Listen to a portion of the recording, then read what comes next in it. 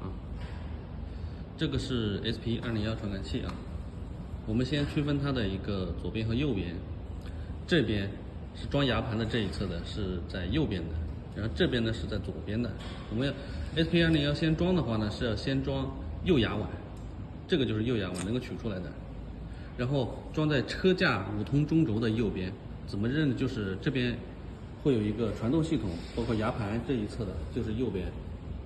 然后来拍这里，然后我们先装这个右边的这个牙碗，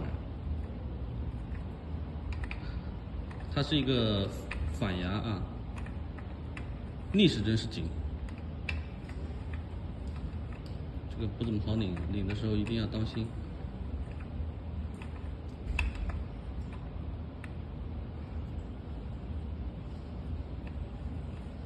OK， 现在对好牙了。让拧进去，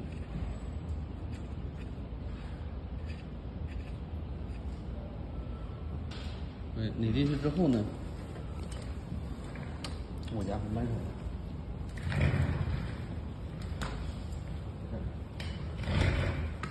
我们这个牙盘，这是一个拆这个牙碗的这个一个扳手，我们把它套进去，再把它拧紧。OK。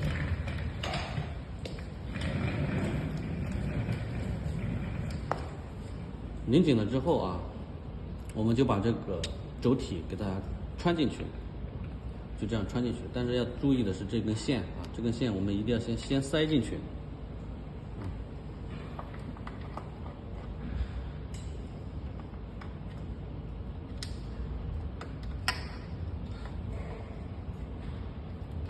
因为这个车架的原因啊，所以这个线塞进去的话相对好塞。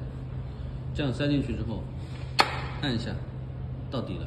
刚才你应该听到咔嗒一声，到底了。到底了之后，我们再装这个左边的这个牙碗。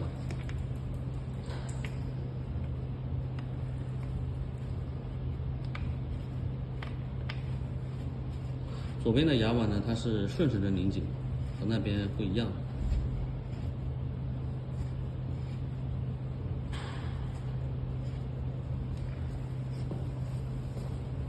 手动拧紧啊，手动拧紧了之后，我们再用这个扳手再给它拧紧就可以了。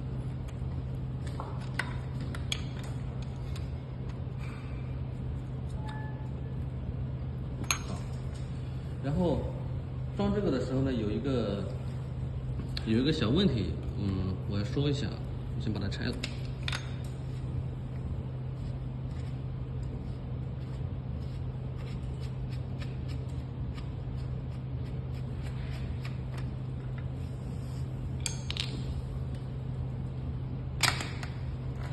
出来，